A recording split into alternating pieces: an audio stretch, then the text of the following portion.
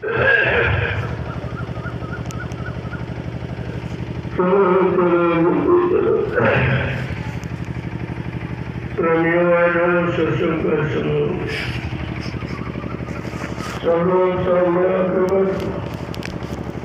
एक बचन वाणी को बड़ी सावधानी के साथ जब सत्संग मित्रों को सुनोगे तब तुम्हें समझ में आएगा कि सत्संग कैसे करते। सत्संग कोई कथा वार्ता का नाम नहीं है, सत्संग कोई भाषण की प्रश्न का काम नहीं है, सत्संग कोई मनोरंजन है। यह संत महापुरुषों की वचन वाणी जो हम सब जीवों की भवपार कहानी है। ये जीवात्माएं भरकर करके पार कैसे जाएंगी, अपने सच्चे मालिक प्रीतम का कैसे दर्शन दीदार करें। प्रेमियों, इस युक्ति का नाम है सत्संग। सत्य माने ईश्वर, संग माने साक्षात्कार। यह जीवात्मा सूर्य मुद्दतों से अपने मालिक प्रीतम का दर्शन दीदार छोड़। अब इसे कौन ले जाएगा, कौन पहुंचाएगा, कौन बुलाएगा? उस मिलाने वाले को कहते हैं संत सद्गुरु, और मिलाने वाले युक्ति का नाम है सत्संग। ये दोनों चीजें आपको समय से मिली, लेकिन आप में उनकी कदर नहीं। किसी पुण्य कर्म के कारण संत महापुरुषों के दर पे आप पहुंचे, लेकिन आपने उनकी कदर नहीं की, उनको जाना माना पहचाना नहीं। ये तुम्हारे जीवन का कितना बड़ा धोखा है। और इस धोखे की पूर्ति आप रुपए पैसे धन दौलत सामान से नहीं कर सकते, क्योंकि सद्गुरु दयाल की दया ये रुपए पैसे से मोल नहीं होती। जब जैसी उनकी मौत होगी हम जब कलयुग के जीवों पर हो जाती है तो अपनी दया की बरसात करते। अब ये उनकी दया की बरसात में कितने लोग ठीक पाते, कितने छोड़ के भर जाते। इसी को प्रेमियों कहते हैं कटनी और छटनी। बहुत पहले इशारा किया गया था कि बच्चा एक दिन मेरी संगत बहुत बढ़ेगी, ऐसी बढ़ेगी जैसे नदी में बाढ़ आती। तो मैं किसकी चटनी हो, चटनी होगी और कटनी होगी। जो लोग बच्चों को नहीं समझ पाए, इशारों को नहीं मान पाए, तो कुदरत चटनी भी करेगी। तो ये सब आपके सामने हो रहा, लेकिन आपकी समझ में अभी कुछ नहीं आ रहा, क्योंकि आप गुरु के बच्चों को भूल गए जो तुम्हें 10 जुलाई 1952 से 2012 ये मथुरा में आपको सुनाया गया। 60 वर्ष आपको सुनाया गया, लेकिन बड़े अफसोस की बात कि आपके पास उनका एक भी वचन नहीं, एक भी वचन को आपने संभाल कर नहीं रख पाए, और सब संघासन में मूल ब्रह्म में चले गए। इतने अफसोस की बात है कि जिस मालिक ने 10 जुलाई 1952 से 2012 आपको मथुरा में सुनाया, जगह जगह बड़े बड़े कार्यक्रम करके सुनाया, 3 साकेत महायज्ञ करके सुनाया, तमाम दूरदर्शी के सम्मेलन अधिवेशन, तमाम भूमि ज्योति संगठन के अधिवेशन सम्मेलन, ये सब आपको सुनाया। लेकिन अफसोस की बात यह है कि तुम्हारे पास एक भी है, तभी तुम सबका संदेह करे। गुरु से हट गए हो, गुरु की दया से हट गए हो, तो आपने कितना भारी नुकसान किया। ये तो कोई आपको दे नहीं सकता, यहाँ मुक्ति कोई नहीं दे सकता, जो मुक्ति यहाँ कहीं रहती नहीं है, न तीरथ में, न मुहूर्त में, न कागज में, न पत्थर में, न कोई ज्ञानी ध्यानी विज्ञानी, न कोई 48 शक्ति आपको मुक्ति दे। मुक्ति के बारे में क्या लिखा? मुक्ति संत चरण की दासी, मुक्ति संतों के चरणों में नहीं। और आपने सदगुरु के चरण छोड़ दिए, फिर तुम्हें मुक्ति कहाँ मिली? कभी इस पर विचार किया कि मुक्ति कहाँ मिलेगी? सदगुरु के चरण छोड़कर जहाँ गए हो उनके पास चरण की पैर है, क्या पैरों की पूजा? चरणों की पूजा। पैर तो घोड़े के जोड़ की लगी, क्या उनकी पूजा करके मुक्ति मिल जाएगी? इतना भी आपने विचार नहीं किया कि मैंने अपना कितना भारी नुकसान कर लिया, जो मुक्ति कोई दे नहीं सकता, आज तक दी नहीं, वो मुक्ति संतों के चरणों में बैठी और अपने आपने सदगुरु की शरण छोड़ दी, उनकी शरण ही छोड़ दी, उनको भी छोड़ दिया। छोड़नी नहीं दिए, कुछ लोग राज्यों में झूठा प्रचार कर दिया कि बाबा की शरण छोड़ के चले गए, फिर मुक्ति भी छोड़ दी। आपने भी विचार नहीं किया बाबा जी मुक्ति देने के लिए जिनको नाम दिया है, अपना एक मुक्ति दिवस निर्धारित किया, जबकि इस संसार में आज तक किसी ने मुक्ति दिवस नहीं निर्धारित। आपको ये तो बताया कि जन्म दिवस, मृत्यु दिवस, स्वतंत्रता दिवस, गणतंत्र दिवस, शिक्षक दिवस, लेकिन मुक्ति दिवस किसी ने नहीं, क्योंकि मुक्ति कोई और दे नहीं सकता। मुक्ति संत चरण की दासी, मुक्ति संतों के चरणों में दासी बन के रहती, और आपको ऐसे सदगुरु मिले तो मुक्ति तो आपकी हो ही गई, लेकिन आपने गुरु को भी छोड़ दिया, गुरु को बुला दिया और स्वार्थी लोभी राज्यों ने इस तरह का झूठा प्रचार कर दिया और जिससे तुम गुरु को बिल्कुल भूल गए। अब तुम्हारी मदद कौन करेगा? तुम्हें ये भी नहीं मालूम है कि गुरु किस काम के लिए आता है और कौन सा काम करके जाता। जो गुरु काम करके जाएगा उसी का नाम होगा, उसी का गुणानुवाद किया जाएगा, उसी का इतिहास लिखा जाएगा, उसी की महिमा, लोग उसी की पूजा करेंगे।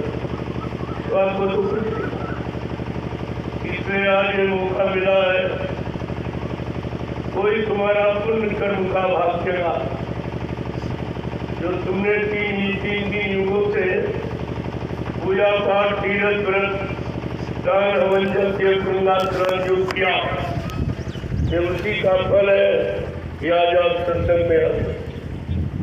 सत्संग ये सबको नहीं मिलता, बड़े भाग्यशाली थे। बसवाई महाराज ने क्या लिखा रामचरितमानस के उत्तरकांड में कि बड़े भाग पायो सत्संगा का, बड़े भाग जिनको समय के सतगुरु का सत्संग मिला। समय के सत्संग जो आए चले गए उनसे आपको काम नहीं होगा, आपको अपने समय का मौजूदा सत्संग चाहिए, वो आपका काम।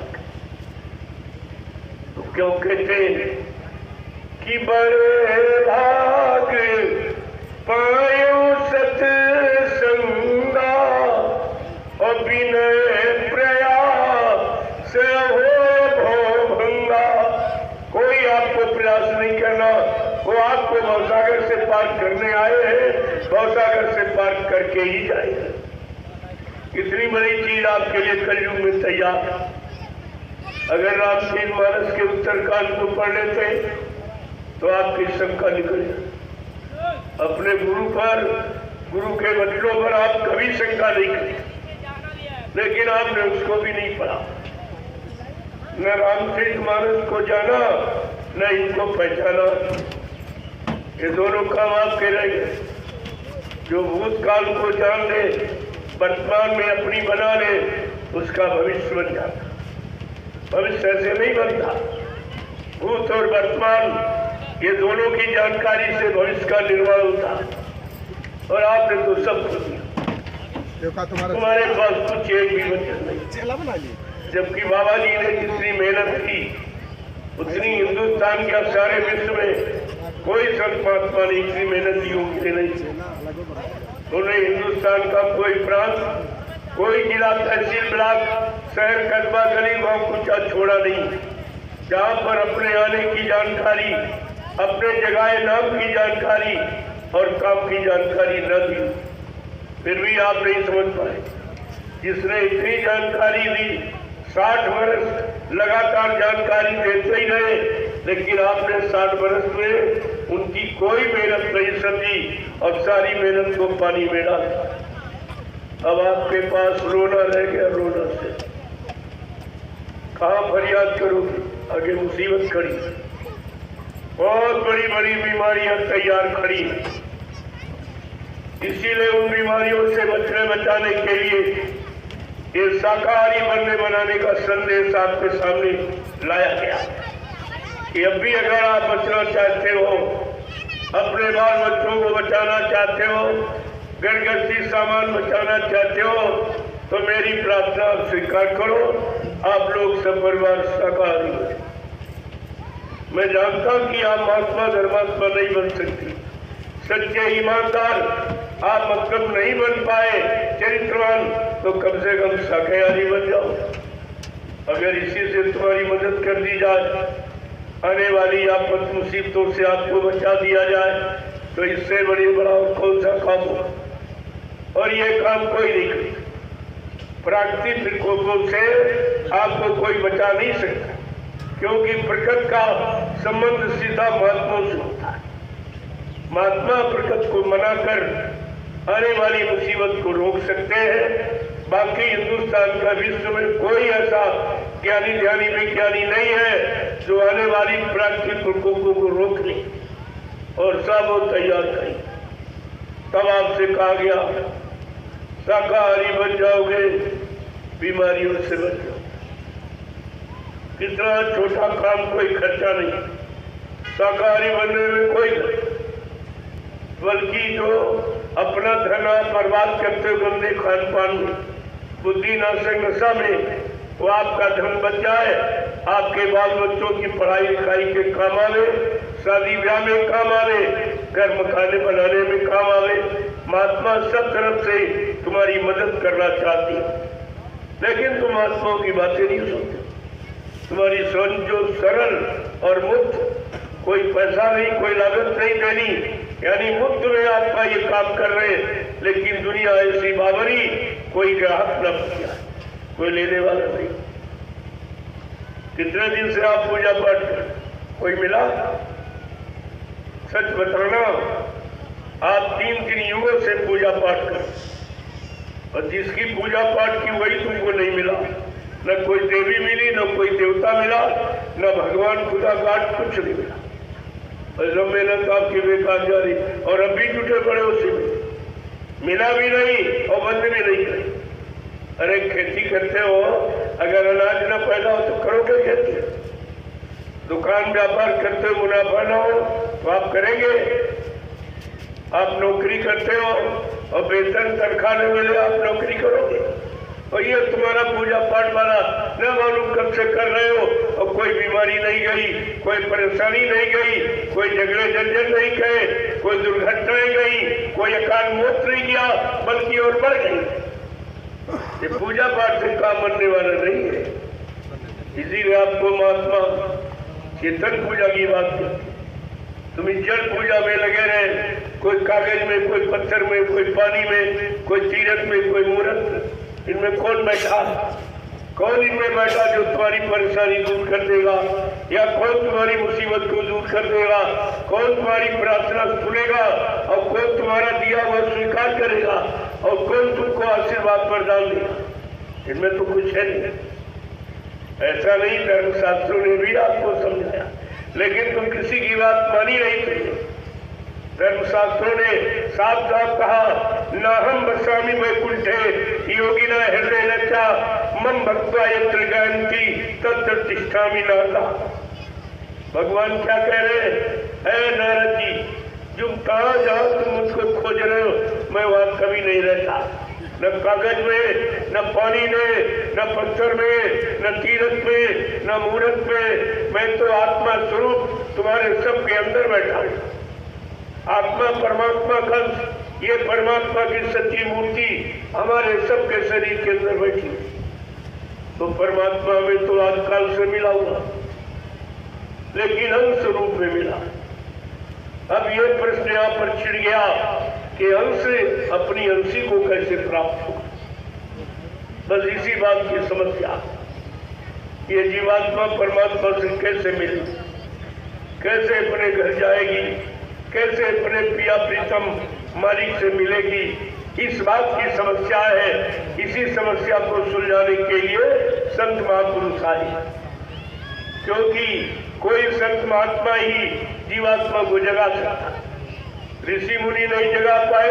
हजारों वर्ष तपस्या जंगलों में करते रहे, शरीर को सुखा दिया, हड्डियों को गला दिया, लेकिन जीवात्मा नहीं जगा पाए। बड़े बड़े योगी योग साधना करते रहे, लेकिन जीवात्मा नहीं जगा। बड़े बड़े ध्यानी विज्ञानी ध्यान करते रहे, विज्ञान बढ़ाते रहे, लेकिन जीवात्मा नहीं जगा। जिनको तुमने भगवान कहा, त्रेता के राम, द्वापर के कृष्ण, उन्होंने रात रात धन दौलत पाने के लिए मार काट और हिंसा और कत्लेआम किया, लेकिन उन्होंने जीवात्मा नहीं जगा। ये काम उनका भी नहीं हुआ। वो काम आपका होना जो किसी का नहीं हुआ, लेकिन जो काम करने आया उसको तुमने पहचान नहीं पाया, बिल्कुल नहीं पहचान पाया। उन्होंने अपनी एक नहीं हजारों पहचाना आपको। अब जरा सुन लीजिए कि बाबा जी ने क्या क्या वादा किया। मैं और कुछ कहने नहीं आया हूँ, ना हमको और कुछ कहने की जरूरत। महापुरुषों के वचनों को सारे हिंदुस्तान में प्रसारित करता हूँ। अपनी कोई बात नहीं, न अपने मान सम्मान सामान के लिए, न कोई रुपए पैसे लेने के लिए, ये काम नहीं करता, क्योंकि हमारे गुरु ने मुझे भिखारी नहीं बनाया। नामदान दिया, कहा जल्दी से जीवात्मा जगा लो। जिसकी जीवात्मा जाग जाएगी, उस महात्मा के कदमों में हिंदुस्तान के लोग ये सारा धन दौलत अपना न्यौछावर करेंगे। प्रेमियों, तो ऐसा खाओ। इसलिए अब आप जरा उन वचनों को सुन लो जो बाबा जी ने आपको 29 जुलाई 1952 से 2012 मथुरा में आपको सुनाया। जगह जगह हिंदुस्तान में कार्यक्रम करके सुनाया, और तुम सब भूल गए। फिर से याद कर लो, यही तुम्हारे काम आएंगे, और यहाँ कोई काम आने वाला नहीं। जो कुछ आप इन दो आंखों से देख रहे हो, कानों से सुन रहे हो, हाथ पैरों से लेके आ रहे हो, ये सब तुम्हारे काम आने वाला नहीं। तुम माँ के गर्भ से नंगे और अकेले आए हो और नंगे अकेले जाओगे। ये जो सामान आप इकट्ठा कर रहे हो, ये तुम्हारा नहीं है, ये काल भगवान का सामान इकट्ठा करते हो। जब आप नंगे अकेले आए थे, कोई मकान लेकर, कोई जमीन लेकर, दुकान लेके आए नहीं, कोई पत्नी बाल बच्चे भाई बहन बिरादर लेके आए नहीं, कोई जाति पात, कोई मजहब धर्म, कोई पूजा पाठ तो लेके आए नहीं थे। आप नंगे अकेले, और जब जाओगे तो नंगे अकेले ही। ये बीच में ये दुनियादारी क्यों कर? इनका छीना झपटी, इनका चुराना, इनका ले लेना, इनको धोखा देना, इनकी बेईमानी, इनसे छल कपट, यही तुम्हारे बार बार जन्म लेने का कारण बन गया। जो कुछ यहाँ अच्छा बुरा करोगे, ये कर्म प्रधान देश है। काल माया के देश में जो भी आप मन बुद्धि चित्त से करोगे, शरीर इंद्रियों से करोगे, उसका भुगतान यही करना पड़ेगा। दूसरे कर्मों के भुगतान के लिए या कर्मों के अनुसार सजा देने के लिए काल भगवान ने 4,84 लाख योनियां जिस्म शरीर बना दी। जैसा कर्म करोगे वैसी जगह रहते। पशुओं वाले कर्म करोगे तो पशु योनि में, पक्षियों वाले कर्म करोगे तो पक्षी योनि में, जंगली जानवरों वाले कर्म करोगे जंगली जानवरों वाले शरीरों में, और कीड़े मकोड़ों के शरीर में। बहुत बुरा पाप कर्म करोगे तो नाली में बदबूदार कीड़े, उनके मुंह में तुम्हारी जीवात्मा को भेज दिया जाते। बुरे कर्म का कितना बड़ा परिणाम है, कितना बुरा गंदा परिणाम है। ये सब सजा देने के लिए उसने पहले से व्यवस्था बना दी। कर्म भी कराता है, सजा भी देता। और इसी में आप 3 युगों से फंसे पड़े हो। न कर्म बंद कर पा रहे हो, न सजा से मुक्ति पा रहे हो। दोनों काम नहीं आप कर पाए। कर्म भी नहीं बंद करा पा रहा कोई, और सजा भी जो मिलती उससे भी कोई बंद नहीं करा पाया, क्योंकि ये अधिकार केवल संत महापुरुषों के। वो तुम्हारे शारीरिक कर्मों को बदल देंगे। जब कर्म की व्यवस्था बदल देंगे तो अपने आप परिणाम जजमेंट भी आपका बदल जाएगा। तो इसलिए बाबा जी ने क्या क्या आपको सुनाया, आपने कितना याद रखा, कितना भुला दिया, जरा फिर से याद कर लो। जो पुराने लोग हैं वो अपना रिन्यू कर ले, ताजा कर ले। जो नए प्रेमी वो जानकारी ले ले कि संत महात्मा किस काम के लिए आते हैं और कौन सा काम करके जाते हैं। यही जानकारी आपको रखनी थी, क्योंकि तो अभी तो कोई काम की शुरुआत नहीं हुई। इन स्वार्थी लोभी लालचियों ने महापुरुष के जाने की शुरुआत कर दी। बाबा जी का पहला वादा, जरा कान खोल के सुन लीजिए। बाबा जी का पहला वादा है, उन्होंने परिचय किया, मैं किस देश से आया हूं और कौन सा नाम लेके आया हूं और कौन सा काम करके आया, कौन सा काम करने आया हूं, ये सब जानकर। तो जरा सुन लीजिए आप। कहा हम आए वही देश से जहां तुम्हारा धाम, तुम सबको घर पहुंचाना एक हमारा काम। कितनी बड़ी है सूचना आपके लिए। ऐ काल माया के देश में रहने वाले जीवों, मैं किस काम के लिए आया हूं? तुम्हारी जीवात्मा को जगाने के लिए, परमात्मा से मिलाने के लिए। कहा मैं तुमको घर पहुंचाने के लिए आया हूं। गुरु कह रहा मैं जीवात्मा को घर पहुंचाने के लिए आया हूं, और चेलों ने गुरु को पहले ही पहुंचा दिया। जरा इन चेलों को देखो, इनको गुरुभक्त मानोगे? ये गुरु का शिष्य कभी कहला सकेगा? आप इस पर विचार कीजिए।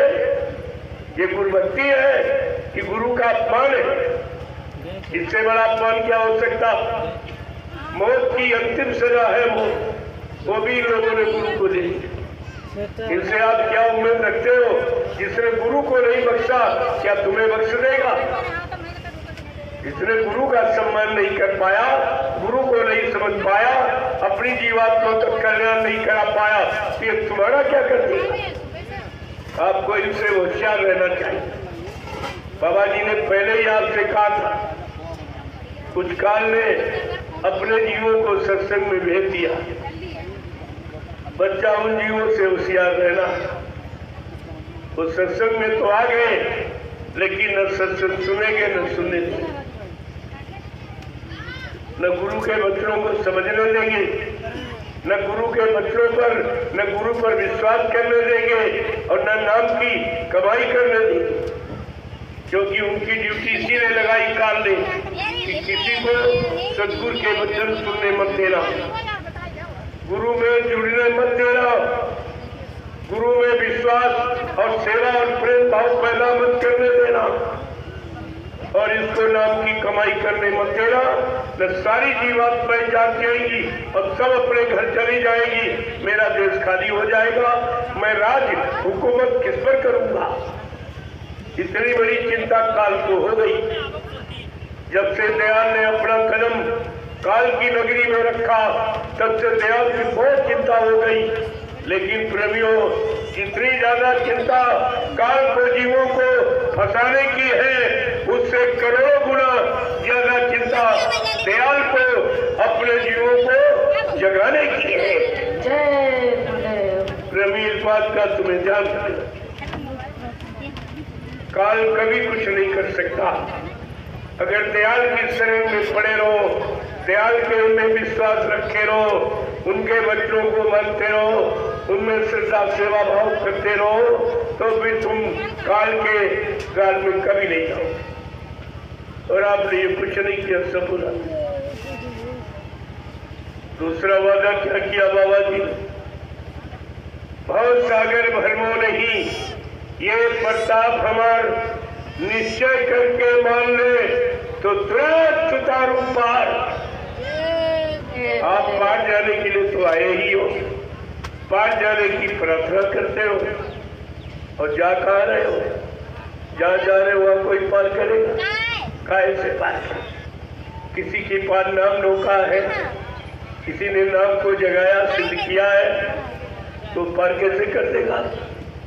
लेकिन तुमने सत्संग सुना ही नहीं। पार वही ले जाएगा जो नाम नौका लेके आता है। कभी अपनी नाम रूपी नौका पर बिठाकर तुम्हें पार करेगा? ऐसे कौन कर देगा?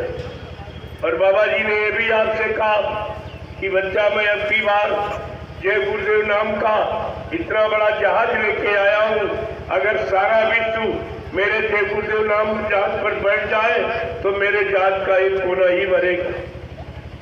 तो प्रेमियों, क्या जहाज खाली चला?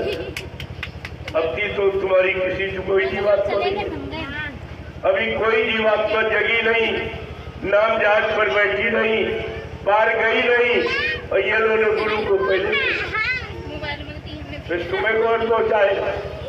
कभी इस पर बैठ के विचार करते हो तुम्हारी जीवात्मा को कौन पहुंचाएगा? अरे इनसे कहो, पूछो कि बाबा जी ने कहा कि मैं कलयुग को भगाऊंगा और सतयुग को लाऊंगा, क्या ये काम तुम लोग कर सकते हो? पूछो उसे, बड़े प्रेम से पूछो, क्या आप ये काम कर सकते हो? क्या आप हमारी जीवात्मा को जगा सकते हो, परमात्मा से मिला सकते हो, या तुम्हारे किसी के पास नाम जहाज है जिस पर बैठाकर हमारी जीवात्मा को घर पहुंचा सकते हो? अगर आप ये पूछने लगो प्रेमियों, 2 मिनट में सच्चाई का राज खुल जाए कि सत्य क्या है और झूठ क्या है और असल क्या है और नकल क्या है, ये सब आपको परिचय मिलेगा। लेकिन तुम्हारे पास गुरु का वचन ही नहीं है तो तुम प्रश्न ही क्या करो? जब सत्संग वचन हो तब तो आप प्रश्न करोगे। और तुमने प्रचार खूब किया, गली गली गांव गांव शहर कस्बों में तुमने ये कहा है कि जय गुरुदेव विश्व को सुख शांति जय गुरुदेव नाम से मिलेगी और विश्व को सच्ची सुख शांति बाबा जी से मिलेगी। अब तुम ही ये कह रहे हो बाबा जी मर के चले गए, तो विश्व को सच्ची सुख शांति कौन देगा? ये भारत की जनता आपसे पूछेगी, आपने तो ये प्रचार किया, तब कहेगी तू भी झूठा, तेरा गुरु भी झूठा। तुम्हारी पहचान गुरु से है, अगर गुरु सच्चा नहीं तो तुम जीवन में कभी सच्चे नहीं बने। और तुमने गुरु को झूठा कह दिया कि झूठ बोल के चले गए, वादा खिलाफी करके चले गए, दगेबाजी करके चले गए, कि कितना बड़ा अपराध तुमने किया। अपने गुरु को आपने बदनाम किया, अपने गुरु को झूठ बोलने वाला कह रहे हो। अगर गुरु तुम्हारा झूठा हो जाएगा, क्या तुम सब चेले कभी सच्चे माने जाओगे? ये भी बोल गया। कहने के पहले सोचना चाहिए, बिना विचारे जो करे तो पाछे पछताए, और काम बिगाड़े आप लोग और जग में हुए असार। सारा विश्व हंस रहा, तुम्हारे पर सारा विश्व सोच रहा, ये कैसे चले जो गुरु को बदनाम कर रहे, गुरु का झूठा प्रचार कर रहे, केवल स्वार्थ लोभ लालच की। वो भी मथुरा के 5 लोगों ने प्रचार किया, इसलिए कि अगर हमें कह दे बाबा जी बन गए तो मथुरा का राज्य हमको सब मिले। बताइए, जिन्होंने गुरु को नहीं समझा क्या तुम्हें समझ लेंगे? जिन्होंने गुरु को नहीं बख्शा क्या तुम्हें बख्श देंगे? ये तो बात आपको ध्यान में रखनी चाहिए। इन्होंने 5 लोगों ने नाटक किया, तुम 45 करोड़ क्या करते? इतने चेले हो, तुम क्या करते? अगर तुम्हारे पास गुरु के वचन होते तो आप तुरंत कहते, कैसे कह रहे हो बाबा जी चले गए? बाबा जी ने तो ये कहा मैं परिवर्तन करके जाऊंगा, मैं कलयुग भगा के जाऊंगा, सतयुग ला के जाऊंगा, सबको न्याय सुरक्षा रोजी रोटी की व्यवस्था बना के दूंगा, जिसने को नाम डाल दिया इनकी जीवात्मा को घर पहुंचा के जाऊंगा। अगर ये सब आपके पास होते तो आप तुरंत जवाब देते, लेकिन तुमने सब भुला दिया।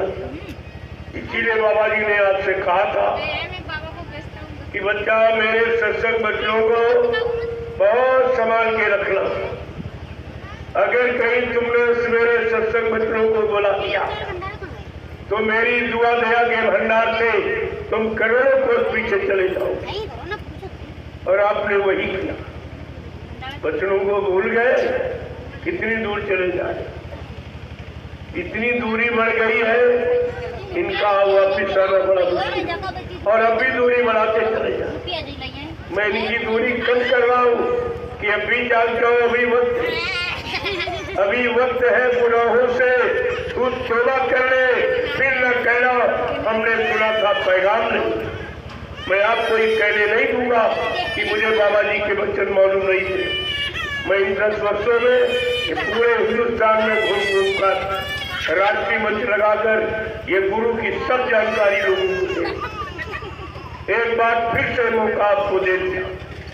वैसे किसी शक्ति ने दोबारा मौका नहीं दिया। भगवान राम ने एक बार समझाया रावण को, नहीं माना तो मार काट के खलिहान कर दिया।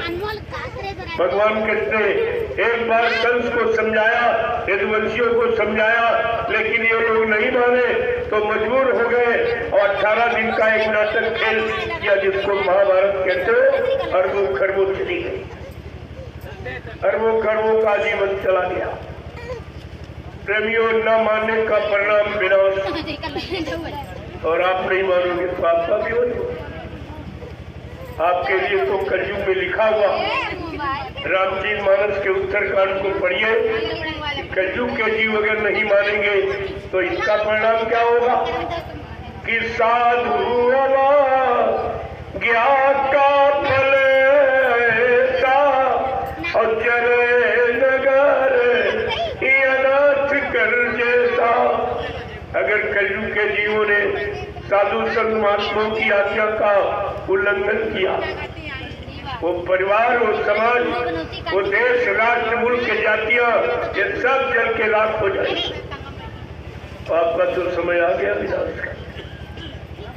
विनाश के पहले आपको एक अवसर दिया जाए। अगर अभी आप जा जाओ, केवल शाकाहारी बन जाओ, तभी आपको विनाश से रोक लिया जाए। इतनी दया आप पर हो जाएगी अगर आप शाकाहारी। इतनी बड़ी चीज देखी आप। पहले शाकाहारी का मतलब समझ, अंडे, शराब, गोश्त, मांस, मछली और मुर्दा मांस। मुर्दा, जिंदा मुर्दा खाए, ये अच्छी बात है। ये अच्छी बात, ज्ञान की, धर्म की बात है कि जिंदा मुर्दा खा रहे। अरे मुर्दा कौन खाते? कुत्ता, कौवा, गीत।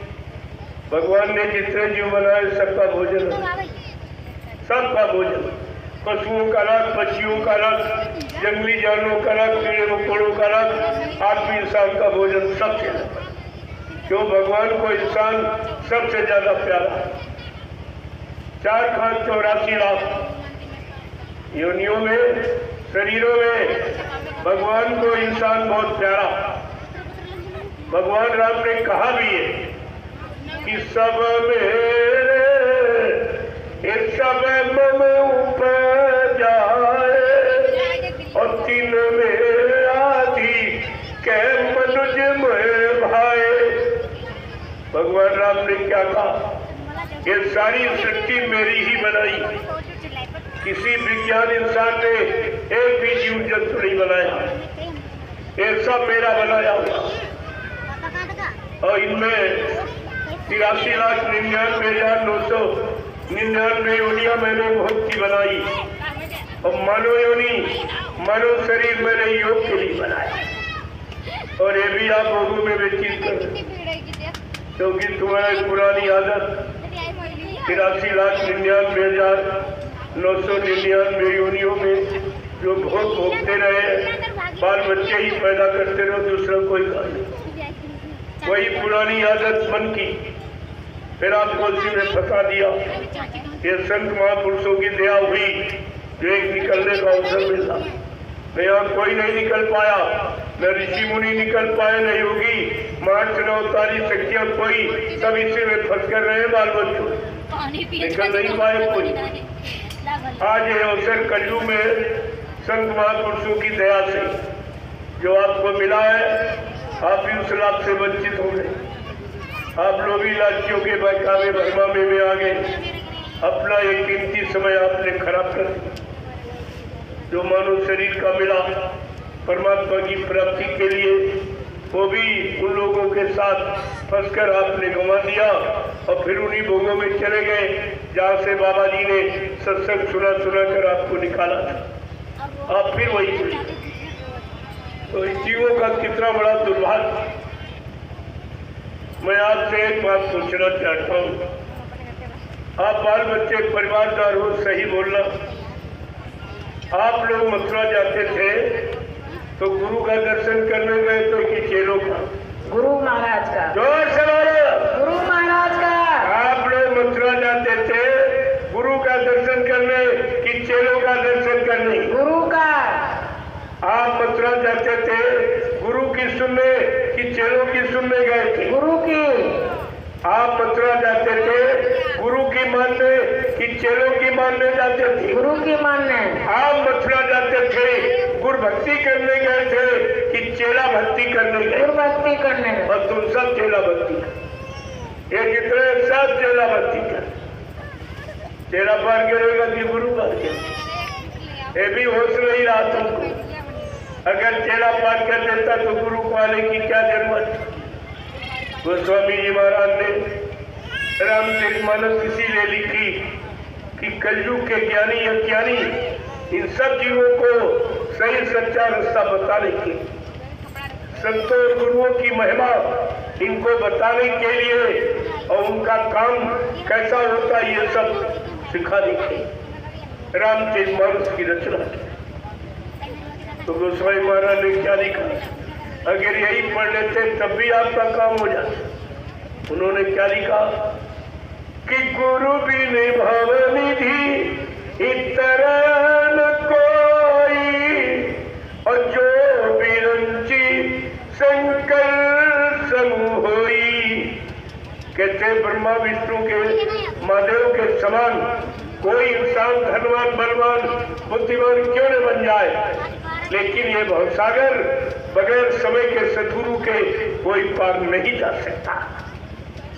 अगर आप ये पढ़ लेते कम से कम इतनी बड़ी शंका से बच जाते। इतनी भूल आप बड़ी नहीं करते, इतना बारी अपने जीवन का नुकसान नहीं करते। ये सब जानकारी के लिए लिखा गया। ये वाचन सुनाने भाषण श्री प्रवचन के लिए नहीं लिखा। ये सब अपने जीवन में उतारने के लिए और लाभ प्राप्त करने के लिए, लेकिन सब उल्टा हुआ। सब सुनाने को पड़े। जब देखा कि कोई करने वाला कोई नहीं, सब एक दूसरे को सुनाने व पढ़ाने वाले, तो गोस्वामी महाराज को लिखना पड़ा कि परम उपदेश कुशल बहुत और जे आचरही चंदन न घनेरे। कि दूसरे को उपदेश करना सुनाने में बड़े कुशल, बड़े चालाक होशियार बुद्धिमान बनते, लेकिन वही नियम कानून जब अपने पर लगाने की बात आई तो सब अटके। अपने को कोई सुधारना नहीं चाहता, दूसरे को सुधारने का उपदेश करना चाहता। अरे प्रेमियों, इससे तुम्हारा क्या भला होगा? अगर दूसरा सही हो गया, अच्छा बन गया, तो तुम्हें क्या मिला? तुम्हें क्या मिला? तुम अपने बनने बनाने की बात करो। तुम बन जाओ तो दूसरों को बना दोगे। अगर तुम नहीं बने तो किसी को बनाना सिखा नहीं सकते। ये काम अपने को करना। अपने बगैर गंदी आदत, गंदा खान पान, गंदी संशोभत है। कितना अच्छा भाषण कहीं से रट लिया हो, सुनाओ तो लोगों पर तुम्हारा असर नहीं पड़ेगा, क्योंकि तुम्हारे में अवगुण है। तो तुम्हारे जो गुण का बखान करोगे वाणी से, अवगुणी पुरुष का कोई प्रभाव नहीं पड़ेगा। एक समय की बात है, एक सेठ के एक इकलौता बेटा था, तो बेचारा गुड़ बहुत खाता था, गुड़ खाता था बहुत। सेठ जी बहुत परेशान हो गए, तमाम डॉक्टर वैद हकीमों को दिखाया, तो लोग कहते भाई ये कोई बीमारी नहीं है, तो आदत है। हमारे पास बीमारी की दवा है, आदत ठीक बदलने की दवा। बहुत बेचारे परेशान, बेटा दिन पर दिन कमजोर होता जा रहा। तो उन्होंने गांधी महात्मा का नाम सुना, कहा हो सकता चलो महात्मा के पास चले, कोई न कोई जरूर उनके पास इसका समाधान होगा। तो सेठ जी गांधी महात्मा के पास पहुंचे, कहने लगे आप गांधी महात्मा? कहा हाँ, लोग कहते हैं। कहा कि मैं एक काम के लिए आया हूँ, सब डॉक्टर में हकीमों ने जवाब दे दिया मेरा बेटा गुड़ बहुत खाता, इसका इलाज किसी के पास। तो गांधी महात्मा ने कहा अच्छा ऐसा है, 1 महीने के बाद लिया। तो सेठ ने कहा चलो इतना समय निकल गया, 1 महीने बाद ले। कारण क्या था? जब सेठ जी बच्चे को लेके आए थे तो गांधी महात्मा भी गुड़ खाते, वो भी गुड़ खाते। कहा मैं खुद ही गुड़ खाता हूँ, मेरे बच्चों का असर बच्चे पर नहीं पड़ेगा, क्योंकि ये गुड़ मेरे पास खुद। तो मैं 1 महीने इसको छोड़ के देख लूँ। तो 1 महीने उन्होंने मैंने गुड़ छोड़ के देख लिया। जब बच्चा आया तो उसके सिर पर ऐसे हाथ फेरा, कहा देखो बेटा गुड़ खाना अच्छी बात छोड़। तो सेठ जी ने कहा इतनी बात कहनी थी तो उसी दिन कह देते। कहा उस दिन तो कह देता, लेकिन उस दिन जब बच्चे को लेके आया तो मैं भी गुड़ खाता, मैं जानता था ये दुर्गुण मेरे पास है तो मेरी बात का असर बच्चे पर नहीं पड़ेगा। पहले मैं इस दुर्गुण को छोड़ के देखा, जब छोड़ के देख लिया तब मेरी बात का असर नहीं पड़ता। प्रेमियों, इस समय जितने वक्त आप देख रहे, चाहे वो धर्म के हो, चाहे गीता भागवत पुराण कोई पढ़ते हो, लेकिन किसी का असर समाज पर नहीं, बल्कि समाज बिल्कुल उल्टा होता चला जा रहा। धर्म की जगह धर्म बढ़ रहा, पुण्य की जगह पाप बढ़ रहा, सत्य की जगह झूठ बढ़ रहा। आप देख लीजिए, और मानवता की जगह दानवता बढ़ रही, दया और रहम की जगह हिंसा मारकाट बढ़ रही, सुरक्षा की जगह लूटपाट चोरी डकैती कत्ल बढ़ रहा। ये सब उल्टा क्यों हो रहा? आपको धर्म सिखाया जा रहा लेकिन अधर्म बढ़ रहा, पुण्य कराया जा रहा पाप बढ़ रहा, और जितनी पूजा आपसे कराई जा रही उससे ज्यादा बीमारी और बढ़ रही, परेशानियां और बढ़ रही, दुख तकलीफ और बढ़ रहे। कोई वाली सुखी नहीं है। 2 वर्गों से समाज का निर्माण हुआ, एक गरीब एक अमीर, और दोनों परेशान। चलो गरीब गरीबी के कारण परेशान, उसका तो कहना ठीक, लेकिन अमीर क्यों परेशान? अमीर परेशान है अब व्यवस्था के कारण। व्यवस्था इतनी खराब, उसको डर है कि रात में कहीं मेरे यहाँ चोरी न हो जाए, कहीं डकैती न पड़ जाए, कहीं मेरा कत्ल न हो जाए, कहीं मेरा अपहरण न हो जाए। तो बेचारा यानी धनी तो हो ज्यादा परेशान, अब उसकी रात की नींद हराम और दिन की रोटी। अब जहाँ दोनों वर्ग परेशान हो उस समाज में कुछ बचा? अरे इस पर भी आपको विचार करना चाहिए। आज की समाज में कुछ बचा? समाज का सच्चा अर्थ है पारस्परिक सामंजस्य को बनाए रखना, सामंजस्य तो खत्म हो। दूसरा अर्थ है समाज जो सब प्रकार से मजीद साफ सुथरी, या तो सब तरह से गंदी, दाम मार कालीनता चोरी कतलेआम व्यभिचार कुचार दिनों दिन बढ़ता चला जा रहा। प्रेमियों, समाज रहा कहाँ? ये मानवीय समाज नहीं रही, दानवीय समाज, हिंसात्मक समाज। और तुम्हें सिखाया जा रहा था, तुम्हारे गांधी महात्मा ने कहा, उनका सिद्धांत था अहिंसो परमो धर्म, अहिंसा परमो धर्म, और यहाँ हिंसा परमो धर्म। गांधी जी की जय जयकार कर रहे हैं, जिंदाबाद के नारे लग रहे हैं, लेकिन गांधी जी की एक भी बात नहीं।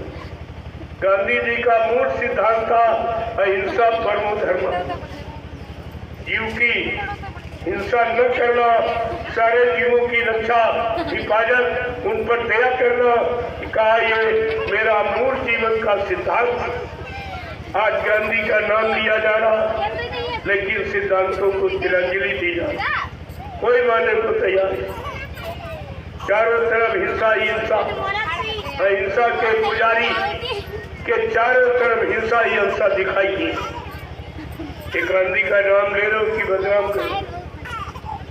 एक गांधी को बदनाम कर रहे हो कि उनकी आप मजदूरी कर, कुछ सब उल्टा। ऐसा क्यों हो रहा?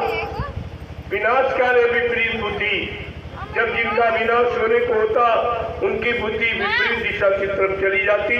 चाहे जितना कितनी अच्छी सच्ची बात कहो, उनकी समझ में नहीं आती, क्योंकि उनका पापों का और स्वार्थ लोभ लालच का घड़ा भर गया, ये घड़ा भर गया।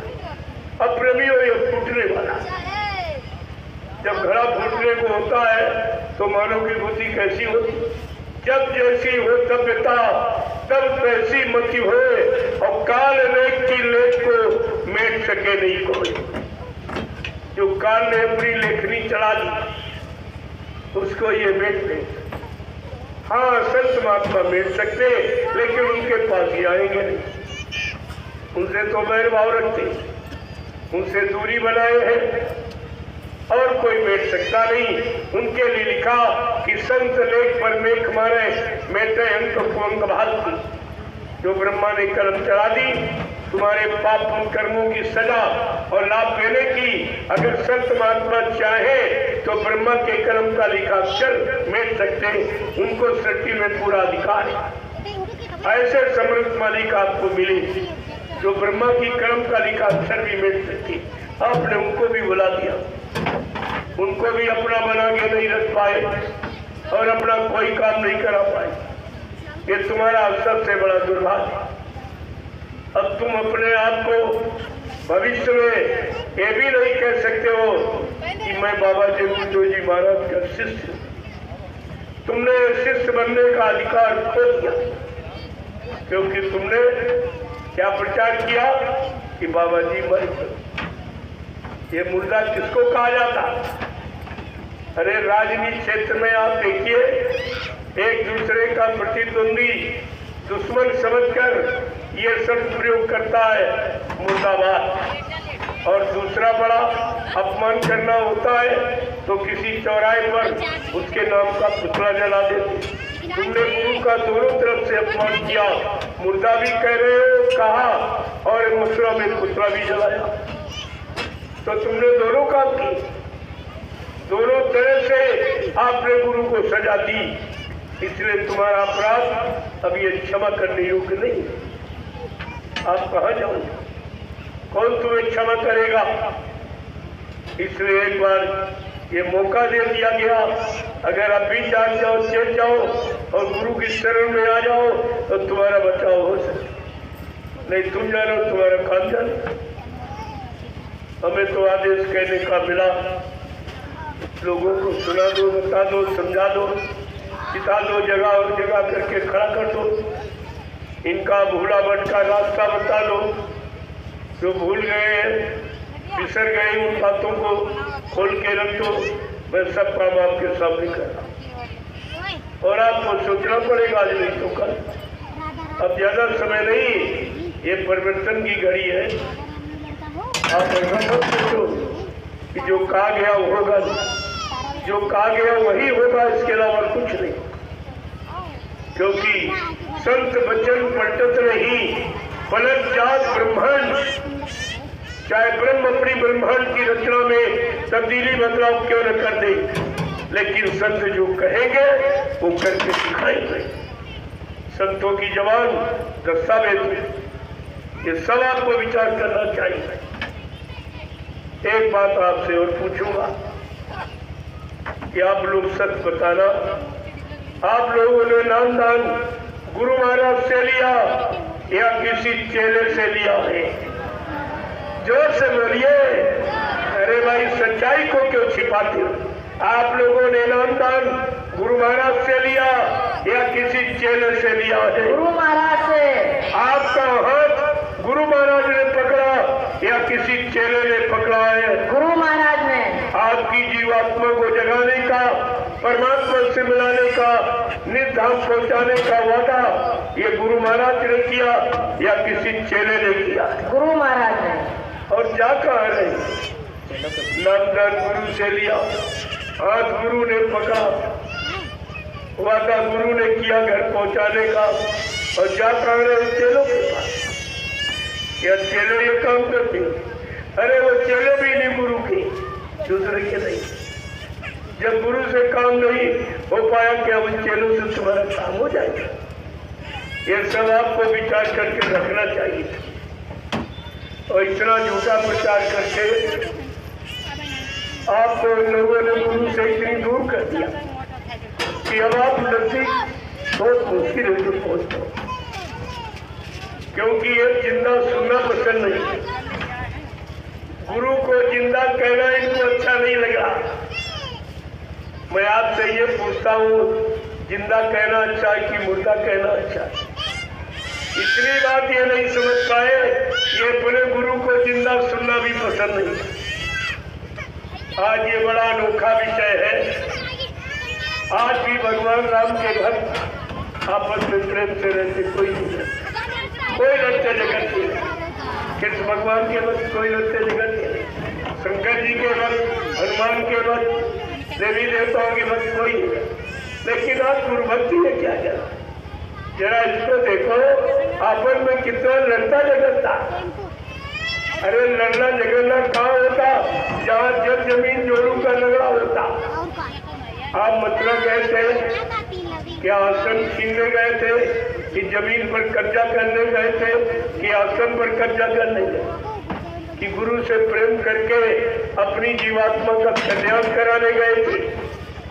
इतना भी होश तुम्हारे अंदर नहीं है, और आपने ये किया क्या? अब तो वो समय आ गया है तुम्हारे कर्मों की सजा मिलने, लेकिन मौज हो गई कि एक बार ये फिर मौका आपको दिया जाए, एक बार ये फिर मौका। अगर अब की चूके तो फिर 84 जाओ। अगर अब की बार आप चूक गई तो फिर तुम्हें कोई निकालने वाला न आएगा, और न कोई इस तरह तुम्हारे लिए हमदर्दी करेगा।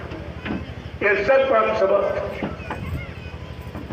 अब तो लोग हमारी नकल भी नहीं करते, वैसे नकल करने का प्रयास कर रहे हैं, लेकिन सत्य तो सत्य ही होता। अब ये काम कोई नहीं कर सकता, प्रसाद बना दे, ये तो किसी की बस की बात है। प्रसाद बनाना विश्व में कोई जानता ही नहीं, इसीलिए सब लोग कहते प्रसाद दुकान से खरीद के लिया। अरे प्रसाद खरीदा जाता कि बनाया जाता? और बनाने की सत्ता किसी में है? कोई ज्ञानी ध्यानी विज्ञानी ये काम नहीं कर सकता। प्रसाद वो बनाएगा जिसने अपने सदगुरु को खुश कर लिया, उनके आदेश हुक्म का पालन करके उनके वचनों को अपने जीवन का आधार बनाकर जिसने अपने सदगुरु को खुश कर दिया, वो अपने गुरु की खुशी, उनकी दुआ और दया किसी वस्तु में प्रवेश करके जीवों को लाभ दे सकता है। जब कोई नहीं तुम्हारे लिए निकला, मैं कोरोना काल से बराबर देख रहा हूँ, इतनी आपत्ति मुसीबत इस भारत के जीवों पर आई, न कोई धार्मिक महात्मा निकला चिंता लेकर, न कोई नेता निकला चिंता लेकर। इसका मतलब किसी को तुम्हारी चिंता नहीं है, कोई नहीं निकला। तुमने चंदा नोट तोड़ दिया, महंगाई आपने झेली, टैक्स आपने भरे, जीएसटी आपने भरी, लेकिन तुम्हारे तुम मुसीबत आपत्ति में कोई तुम्हारे दरवाजे नहीं, तुम्हारे गांव गली में कोई नहीं आया। और जिनको दान दक्षिणा रुपया पैसा धोती रोटी लगोती थी, और न कोई लाल पीले कपड़े पहने और दाढ़ी बार रखने वाला न कोई महात्मा है, कोई नहीं। ये दोनों नहीं आए, और दोनों को आपने कौन दिया? वो तो आपने कुछ दिया नहीं, ना मैंने कभी मांगा। लेकिन मैंने देखा कि किसी को चिंता नहीं, इनकी चिंता किसी को है ही नहीं, तो कोई ना कोई तो होना चाहिए। ऐसा थोड़ी समय से कभी बीज निर्बीज नहीं होता, धर्म का बीज पूर्णतया समाप्त नहीं होता। तो मैं नैमिषारण्य की पावन पवित्र भूमि से, जहाँ 88 ऋषियों ने तपस्या की। इतनी बड़ी संख्या ऋषि मुनियों की पूरे विश्व में कहीं एक जगह इकट्ठे होकर तपस्या नहीं की।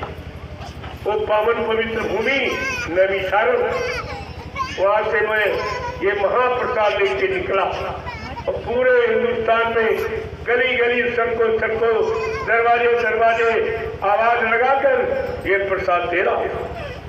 और इसके बदले कुछ प्रसाद बेचा नहीं जाता, प्रसाद दिया बांटा जाता। और ये काम कोई नहीं करता। तो अब तो हमारी लोग नकल भी नहीं करते। काफिला तो कोई निकाल लेगा और निकाल रहा है, लेकिन साइकिल का नहीं निकाल सकता। तुम रुपया देकर किसी से रोज 50 किलोमीटर, 60 किलोमीटर, 70 किलोमीटर साइकिल नहीं चलवा सकते। पैसा लेके आप ये काम नहीं कर सकते। और प्रेमी स्वेच्छा से, इनको मालूम है ये कलयुग का इतिहास बन रहा। कलयुग के इतिहास में ये पात्र होंगे। इनकी त्याग और तपस्या सराहनीय है।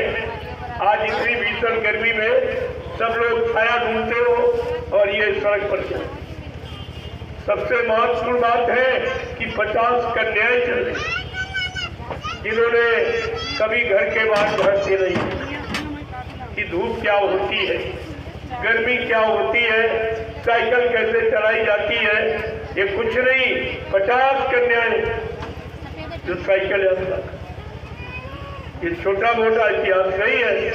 और ये काम कोई न कर सकता और न कोई करा सकता। मैं चैलेंज के साथ कहता हूँ ये कोई नहीं। नकल तो लोग कर रहे हैं मेरी काफिला, लेकिन मेरे तरीके से नहीं आता। वो काम तुम्हारे बस का नहीं है। ना तुम इनको प्रसाद देकर इनको शक्ति बल प्रदान कर सकते हो और ना साइकिल तुम चलवा सकते हो, ना इस तरीके से तुम कार्यक्रम लोगों को करके सुना के जंगल में बैठा सकते हो। ये भी काम करो। और आपके सामने आज इतने लोग बैठे हो, या मीडिया पत्रकार के काम नहीं है, या शासन प्रशासन के पास काम नहीं है, मैं परमिशन लेके कार्यक्रम कर, ऐसे नहीं। उनको विधिवत जानकारी देके कि मैं ये काम करने जा रहा हूँ आपकी जनता के बीच, और आपका प्रथम कर्तव्य है अपनी जनता के बीच होने वाले संदेश को पहले आप सुनिए, आप उस पर विचार कीजिए। यह संदेश इस समय जरूरत है कि नहीं देश समाज के लिए, इसकी आवश्यकता, और इसके बिना ये कोई काम नहीं कर सकते। ये तो इनको करना ही पड़ेगा। अगर आज मान जाए तो मैं ही इनका काम किए देता हूँ। इनको करने की जरूरत नहीं, केवल ये अपनी जगह बैठे मान्यता देते रहे। मैं ये सब काम करके दिखा दूंगा कि देश में अनुशासन कैसे आएगा, लोगों में एक दूसरे के प्रेम, श्रद्धा, सेवा भाव कैसे जगेंगे, ये सब मैं करके दिखा रहा हूँ। और ये हर स्थिति में रहना सीख रहे। इतनी बड़ी समस्या, धूप में चलना, साइकिल चलाना और जमीन पर सोना, और जो मिल जाए भंडारे में वो जल। पहले इस कलयुग में देखिए आप, जहाँ लोग फैशन के नीचे जिंदा नहीं रहना चाहता, आज वो साइकिल यात्रा साइकिल यात्रा, और कपड़े कैसे उनके, जरा उनको भी देखिए। अपनी पहचान के लिए अपने गुरु की गौरव गरिमा खत्म ना हो, लोग जाने कि मैं किनका भक्त हूँ, इसलिए गर्मी गर्मी नहीं देख ले एक बनियान अंडरवियर पहन के साथ चला। ये क्या है? ये है सच्चा प्रेम, ये सच्ची भक्ति है। तो आज आपके बीच में ये तो ऋषि मुनियों ने नहीं, वो भी नहीं कर पाए। आज कलयुग में हो रहा है। कहते कलयुग खराब है, हम कहते कलयुग सबसे अच्छा। अगर आपको अच्छाई देखना है तो सड़कों पर देख लीजिए आप। ये 2000 प्रेमी साइकिल चला रहा, देखिए आप, और 250 लगभग मोटरसाइकिल, 4 व्हीलर अलग। मैंने भी आह्वान नहीं किया, अगर सरकार मेरा साथ दे दे तो मैं वो आदमी हूँ जो 10 किलोमीटर तक आदमी में आदमी भिड़ा के बैठा दूंगा। मेरे पास जितने लोग अभी तो कुछ नहीं। अगर पीलीभीत जिले की आप संख्या देखना चाहते तो एक जगह जहाँ मेरा 5 दिवसीय या 7 दिवसीय सत्संग होता वहाँ आके आप देख लीजिए। ये मीडिया पत्र गिन नहीं पाएगा, फेल हो जाए। ये फेल तो ऐसे हमारे कार्यक्रम से सब थे, किसी की बुद्धि नहीं काम कर रही, ये क्या कर रहे और पता नहीं कब क्या करने लगे, कोई सूचना नहीं, कोई जानकारी नहीं, और शुरुआत कर देते। इस काफिले की कोई जानकारी मैंने नहीं। मैं अभी बिहार और झारखंड में काफिला लिए घूम रहा था। भीषण सर्दी में, दिसंबर जनवरी में कितनी सर्दी, लोग रजाई के बाहर जाना नहीं चाहते और एक काफिला सड़कों पर चल रहा था बिहार झारखंड। क्या उसके तुरंत बाद मैं आपके यहाँ 9 जिलों में यहाँ पश्चिमी उत्तर प्रदेश, इसके बाद फिर इधर पूर्वांचल है, फिर और तमाम है, तमाम प्रांत है। धीरे धीरे ये सबको जानकारी देने के लिए ये काफिले का रूप अपनाया जाएगा। इससे कोई नुकसान नहीं, किसी का नुकसान नहीं, न राजनीति वालों का, न धर्म नीति वालों का, न ग्रामीण गांव में रहने वाले लोगों को, क्योंकि हमारे लोग कोई नुकसान नहीं। बहुत अनुशासन में चलते सड़क पर, आधी सड़क छोड़ के। अगर इतना आदमी और किसी मिशन या किसी राजनीतिक पार्टी का निकले तो सारी सड़कें जाम हो जाएगी, निकलना मुश्किल हो जाएगा और दुकानें सब लूट लेंगे, खाना लेंगे, और गांव में फसलें जो खेतों में खड़ी है भी नुकसान कर डालेंगे। लेकिन मेरा एक भी आदमी, इनको अनुसारित करके रखा गया कि तुम सड़क पर चलोगे, तुम्हारा निशाना केवल पड़ाव हो कि मुझे उस पड़ाव पर पहुंचना। कुछ ये तुम्हारी गुरुभक्ति है, ये गुरु अनुशासन में जब रहोगे तो दया पाने के पूरे अधिकारी रहोगे, पूरी दया आपको मिलेगी। आप चिंता क्यों करते?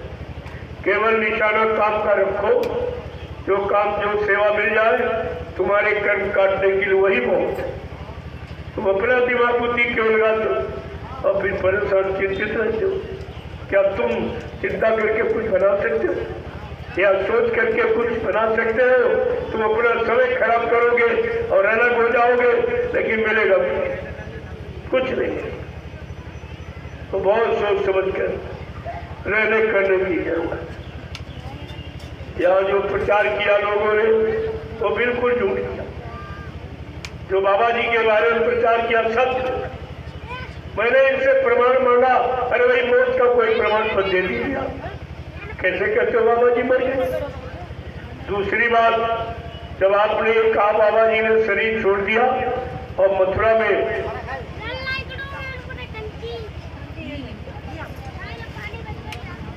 सब प्रेमियों को आपने बुलाया था कि आप लोग आओ, बाबा जी का अंतिम दर्शन कर जाओ। आप लोग गए होंगे, लेकिन आप सच बताना, क्या मथुरा में किसी प्रेमी ने बाबा जी के शरीर को पूरा खोल के देखा था? अरे जोर से बोलो, क्या बाबा जी के शरीर को पूरा खोल के देखा था? क्या पूरा शरीर खोल के दिखाया गया था? फिर तुमने कैसे मान लिया? अगर कोई कह दे तुम्हारा पिता मर गया और लाश न दिखाई जाए, क्या बिना देखे आप विश्वास करोगे या बिना देखे 13वीं मनाओगे, बाल बुड़वाओगे? और तुमने तो सब कुछ कर डाला, ये भी नहीं सोचा। अरे हजारों संत आश्रम ये हिंदुस्तान में बने, किसी संत आश्रम में जाके आप पूछ लेते, किसी महात्मा के शरीर छोड़ने पर उसे जलाया गया है, यह समाधि दी गई, ये जानकारी कर लेते आप। महात्मा को जलाया नहीं जाता, समाधि। प्रेमियों, ये 13वीं ये भी पूछ रहे थे, महात्मा के मरने पर, शरीर छोड़ने पर कहीं 13वीं की जाती, महात्मा के शरीर छोड़ने पर कहीं बाल मुड़वाए जाती। ये सब क्या किया?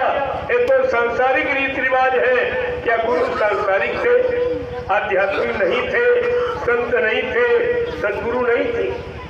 आपने क्या समझा? सांसारिक समझकर और सांसारिक रीति रिवाजों में आपने गुरु को तोड़ दिया। इतना बारी आपने रिक्शा, ये सब विचार करना चाहिए, लेकिन आपने किया कुछ। तो आप जब मथुरा गए थे तब आपको बाबा जी का ये बताओ, जो कोई मरता है आपके गांव बोलने परिवार से बोल तो रोजी बनते, क्या किसी मुर्दे शरीर को कमरे में बंद करके ताला डाल के रखा जाता? क्या देखा सुना किया आपने कभी? ये सब मथुरा में नाटक तुम्हारे लिए किया गया। किसी तरह तुम वहां पहुंच न पाओ पास, नहीं तो रात खुल जाएगी। कितना नाटक, कमरे में बंद करके ताला डाल। अगर ऐसा कोई करे तो ये पुलिस प्रशासन तुरंत उस आदमी को पकड़ के जेल में बंद कर दिया। कहेगा तुमने जहर दे के मारा या फांसी लगा के, तभी तुम लाश को छिपा रहे। ये छिपाने का कारण क्यों था? यही से चलिए रात खुल जाएगा कि तुमने कमरे में ताला बंद करके सो रखा। कमरे के अंदर क्यों बंद किया? क्या बाबा जी किसी दूसरे के घर में, अपने आश्रम में, अपने गुरु परिवार के बीच फिर ये क्या किया? कभी इसमें रखा, फिर वहां से उठाया, एक शीशे में बंद किया। क्या कभी मुर्दे को शीशे में बंद किया? ये सब तुम्हें समझना चाहिए था। ये नाटक क्यों किया जा रहा? ऐसा तो किसी मुर्दे शरीर के साथ किया ही नहीं गया। और वो शीशे का ताबूत 3.5 फुट का, बाबा जी के शरीर की लंबाई 5 फुट 5.5 फुट और 3.5 फुट का हिसाब। क्या मरने के बाद शरीर छोटा हो? ये नाटक देखिए आप क्या क्या कर। महापुरुष के साथ इतना बड़ा नाटक, इनको करने में शर्म नहीं आई कि अपने गुरु के लिए क्या कर रही है, क्या परिणाम, क्या सजा मिलेगी, कैसे दोजख नरकों में हम जाएंगे और कितने हजार वर्ष तक ये नरकों की सजा पाएंगे, इस पर कोई विचार नहीं। और इसके बाद उठाया ऊंचे मंच पर, दिखाया नहीं ऊंचे मंच पर। अरे ये सब नाटक न करके सीधे नीचे कोई मंच बना देते और लाइन लगा के जैसे दर्शन कराया जाता ऐसे सब सारी संकल्प खत्म। लेकिन दर्शन कराते तो बाबा जी उनके साथ पुतले का दर्शन क्या करा? ये तो पुतला बना के ले आए थे, 6 लाख रुपए में मिला था। इसीलिए नाटकबाजी करते रहे, कमरे में बंद कर रहे, शीशे में बंद कर रहे, ऊपर रख रहे, लेकिन दिखाया नहीं। जब लोगों ने ज्यादा किया कि नहीं तो ये दिखाइए आप हमारे गुरु जी हैं, तो इन्होंने जो समय निश्चित किया था जलाने का, उससे 1.5-2 घंटा पहले ही और पुतले में आग लगा के नामो निशान मिटा।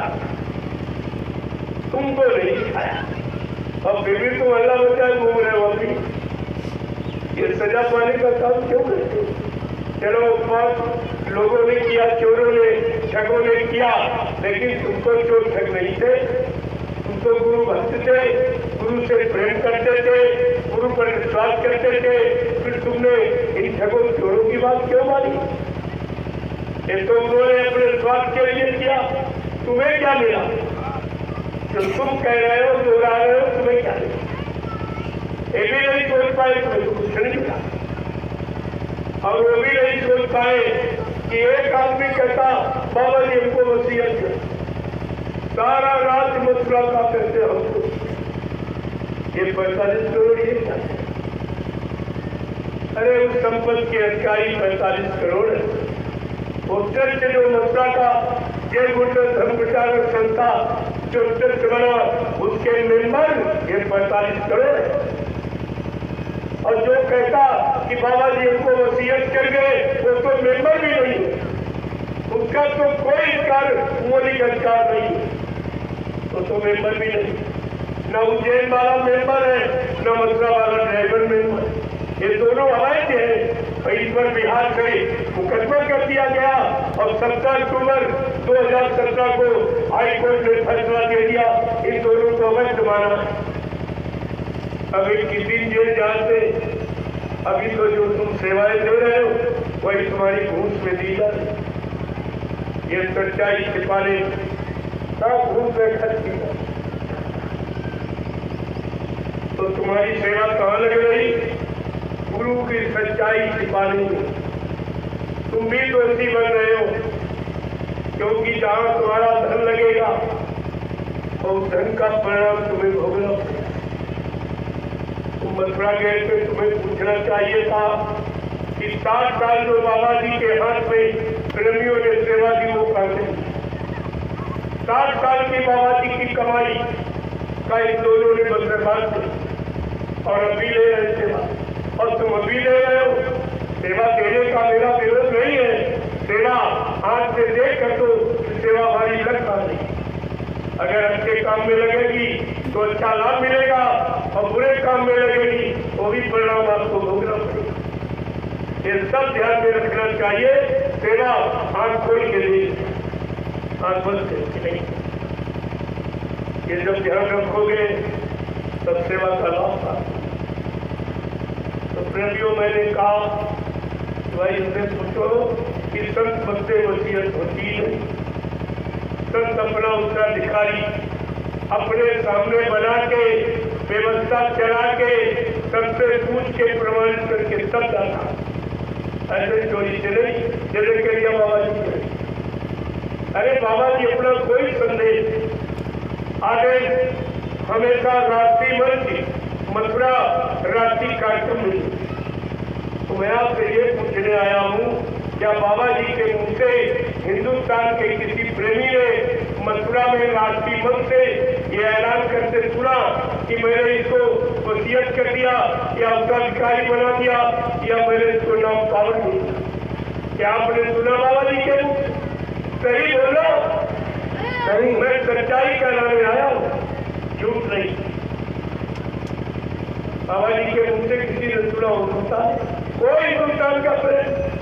और बाबा जी अपना कोई आदेश छोटा मोटा राष्ट्रीय मंत्री मथुरा राष्ट्रीय कार्यक्रम और आपने कुछ नहीं सुना। गुरु की नहीं सुनी, चेलों की सुनी। गुरु की नहीं मानी, चेलों की मानी।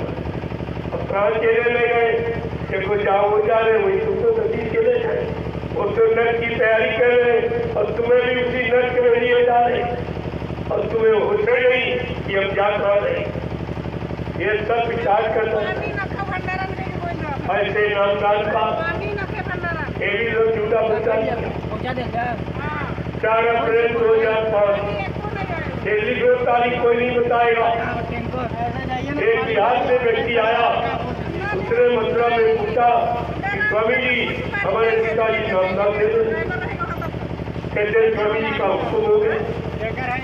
बाबा जी ने पूरे लिखित भारत के समस्त संगठनों को भेजा, कहा कि मैंने हिंदुस्तान में किसी को भी नामदान देने का कोई इनकार नहीं दिया। हमारी अभी कोई ऐसी मौज नहीं। 2010 में बाबा जी ने फिर एक आदेश जारी किया कि मैंने आप तक जितने आदेश दिए सारे आदेशों को निरस्त कर रहा हूँ।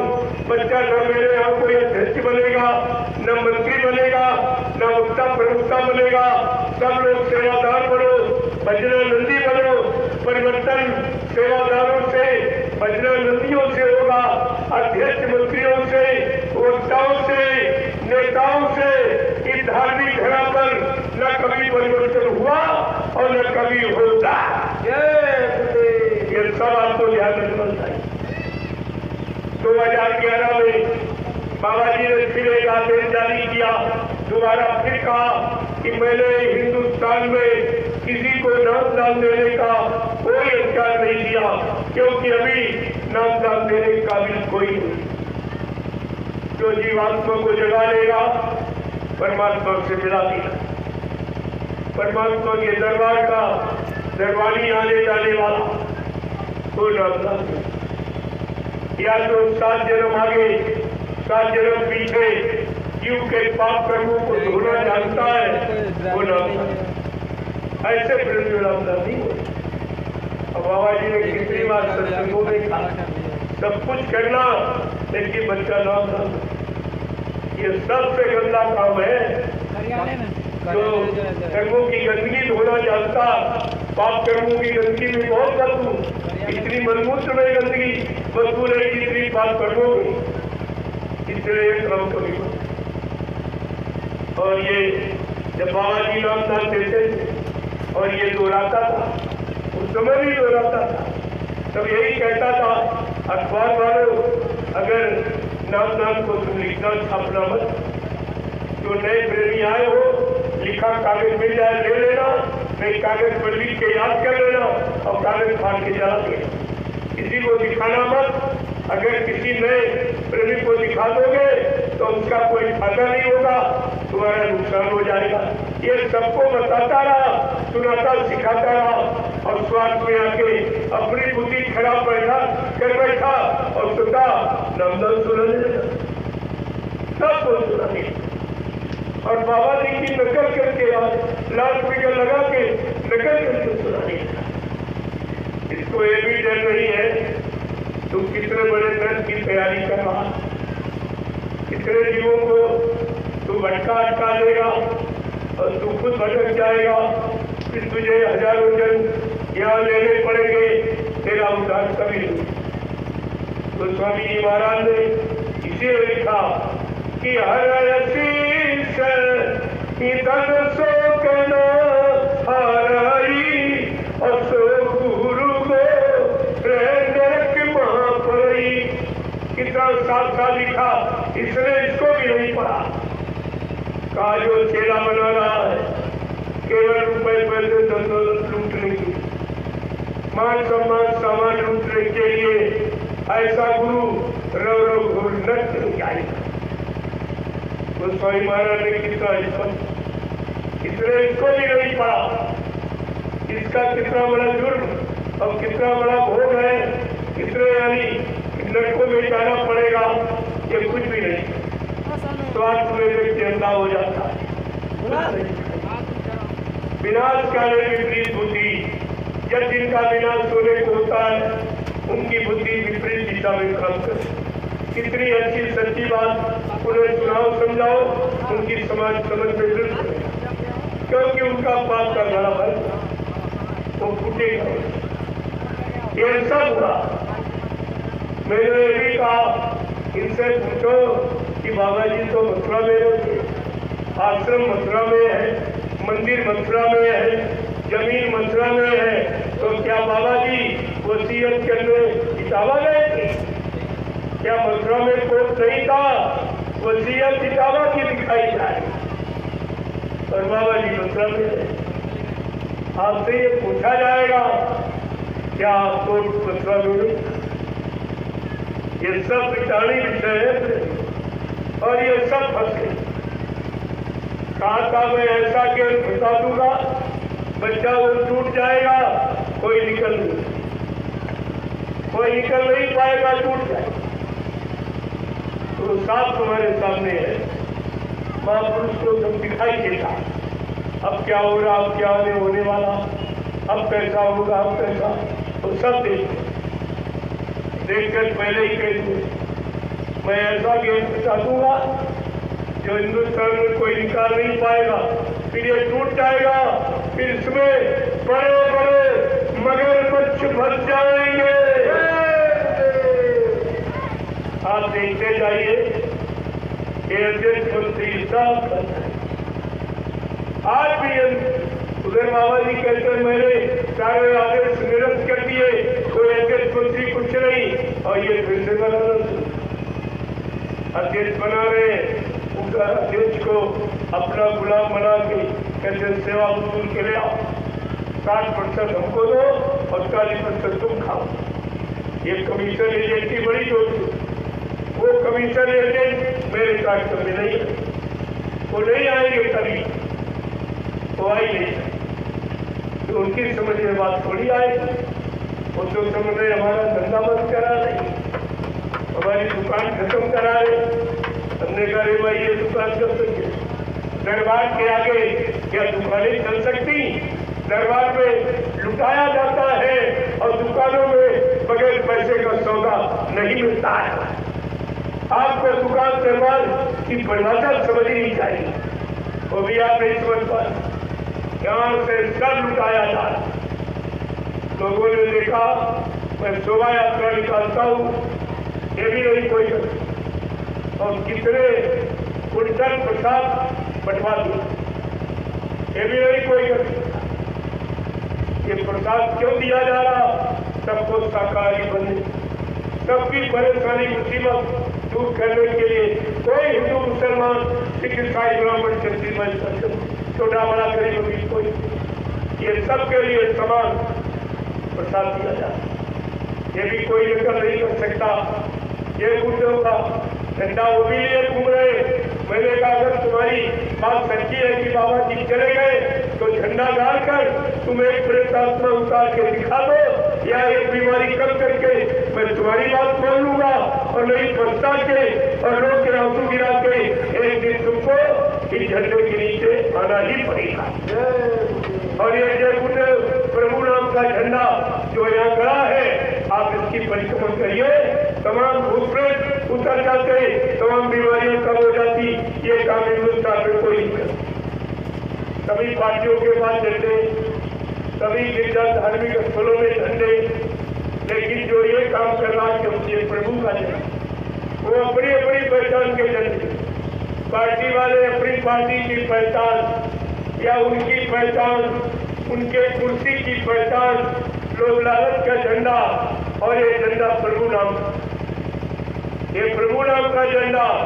प्रभु सबकी मदद करेगा, सबकी संभाल करेगा, सबकी रक्षा सुरक्षा संरक्षा हिफाजत करेगा। ये झंडा भी गड़ा हुआ है, आप अभी परिक्रमा करिए सब, बिल्कुल आप आपके सामने। लेकिन शर्त ये है कि आपको शाकाहारी हो।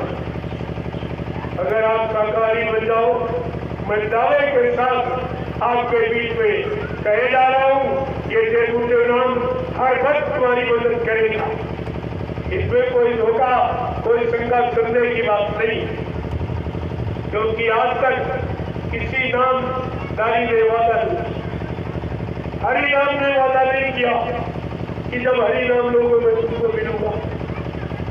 राम नाम ने वादा, सीताराम ने वादा नहीं किया जब तुम मेरा नाम सीताराम लोगे मैं तुमको मिलूंगा, मैं तुम्हारी मदद करूंगा।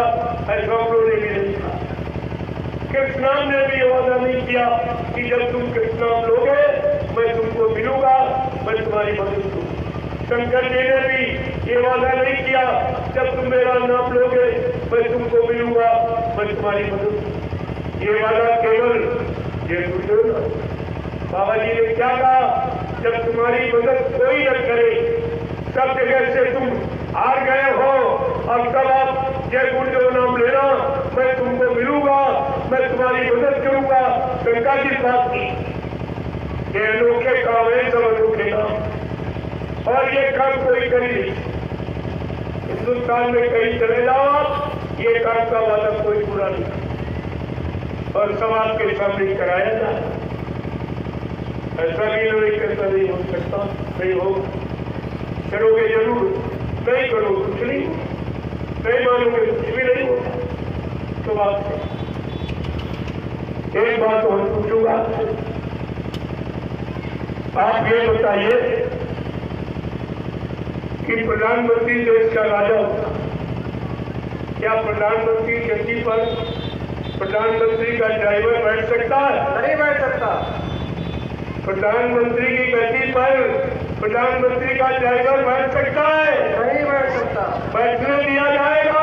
नहीं बैठने दिया जाएगा। अगर बैठ जाएगा तो गद्दी की मर्यादा रहेगी या चली जाएगी? चली जाएगी। और आपने क्या किया? कमरत गुरु की गद्दी पर ड्राइवर, तो भी शराबी ड्राइवर को बैठा, जो न गुरु का शिष्य है, न टेस्ट का मेंबर है, न शाकाहारी है, न भजनानंदी है, न नामदानी है, न कभी 2 रुपए सेवा दी, न एक दरिया कभी मथुरा में मीठी डाली। वो मालिक बन गया, तुम क्या रहे? वो कह रहा हमको बाबा जी उत्तराधिकारी, वो मालिक बन गया सारी संपत्ति का, जो 2.5-3 बरस गाड़ी चलाई और तुम ये 30 साल से मिट्टी ले रहे मथुरा में सेवा कर रहे हो, सेवा दे रहे हो, तो तुम्हें कुछ नहीं किया। तुम इतने बुद्धिहीन बने रहे कि कुछ कह भी नहीं सके। अरे तू 2.5-3 बरस का ड्राइवर और तू तो हर महीने तनख्वाह लेता, तुझे अधिकारी बनने का क्या कहाँ? प्रेमियों, जरा पढ़े लिखे हो, बुद्धि का प्रयोग करो, किसी संस्था का रूल रेगुलेशन पढ़ के देखो। महाराज नियम सिद्धांत की यानी ड्राइवर संस्था का व्यक्ति नहीं होता, ड्राइवर प्राइवेट नौकर होता जो हर महीने तनख्वाह लेता। तो आज भी तनख्वाह लेना चाहिए। अगर ड्राइवर की तनख्वाह न ले, जो बाबा जी की सुरक्षा के लिए उसको रिवाल्वर हेतु किया गया था, वो इसका चला जाए, वो जमा हो जाए। इसलिए आज भी अपने को ड्राइवर कह के तनख्वाह लेता है। तुम सब कितने परमिट 2.5-3 बरस गाड़ी, ऐसे तो बाबा जी की गाड़ी हजारों लोगों ने चलाई, सब कहे हमको अधिकार, हमको या पीढ़ी में झगड़ा हो जाए। आपको ये समझना चाहिए, ये सब जानकारी आपको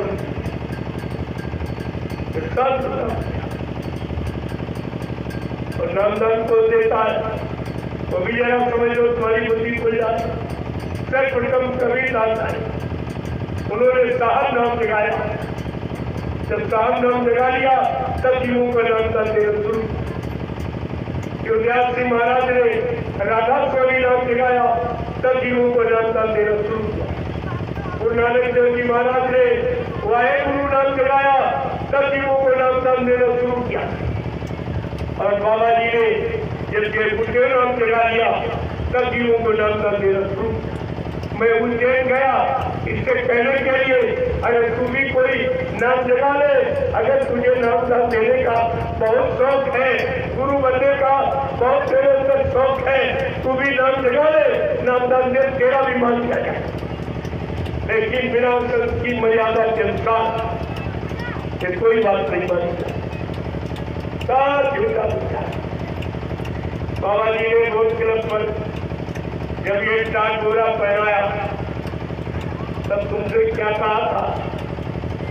टाट गोरा पहनने वालों, तुम शपथ कसम खा के इस टाट फकीरी भेद को धारण करो।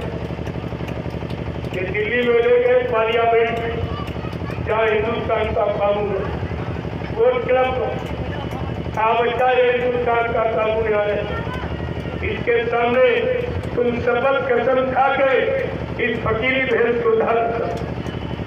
और ये तुम्हारे शरीर से जब तक नहीं उतरेगा, जब तक इसमें अच्छी व्यवस्था नहीं किया जाए। सबको रोजी रोटी मिलने लगेगी और सबको न्याय सुरक्षा होने लगेगी, तब ये टाटगोरा तुम्हारे शरीर से उतरेगा। मैं टाटगोरा पहले का आदेश जा रहा हूँ, मैं ही उतराऊंगा। मैं टाट की यानी मतलब पूजा कराऊंगा, टाट का इतिहास करूंगा। अगर बीच में किसी ने अपनी इच्छा से टाटगोरा उतार दिया तो बच्चा, तुम उसको सत्संगी मत मानना, तो भविष्य में कोई बहुत बड़ा धोखा कर सकता है। ये सब आपको सुनाया समझाया गया, लेकिन तुम्हारे पास गुरु का कोई वचन नहीं है, इसीलिए आप सबका संदेह लेते। जय गुरुदेव,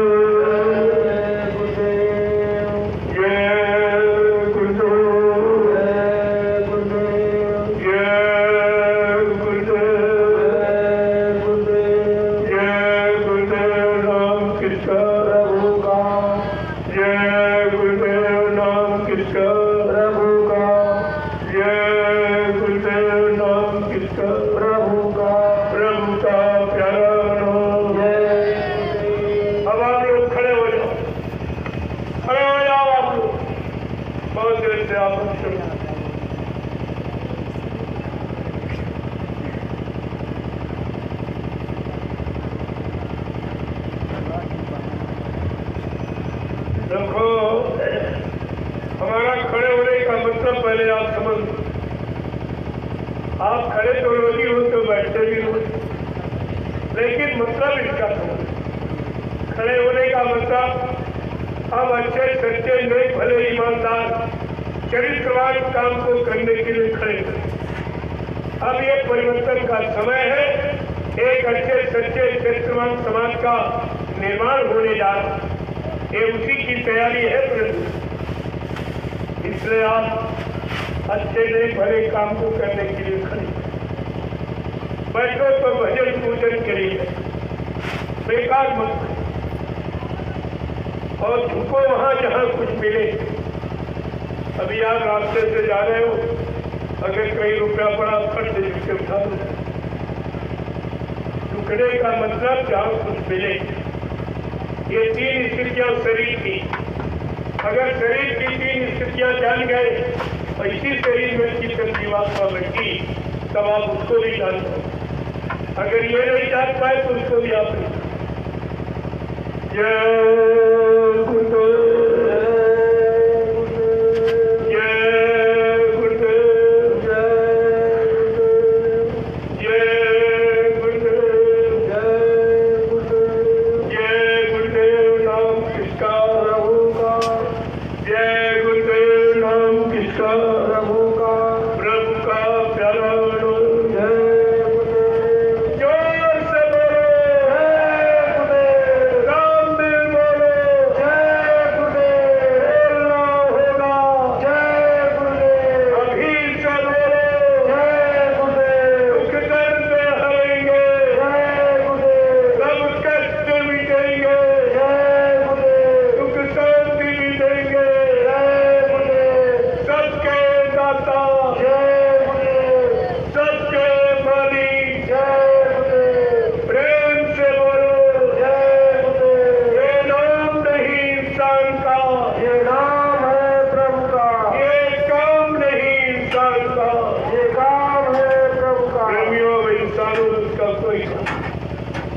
चाहे राजनीति लोग चाहे धर्म, सब एकदम हार गए और सब चुप है।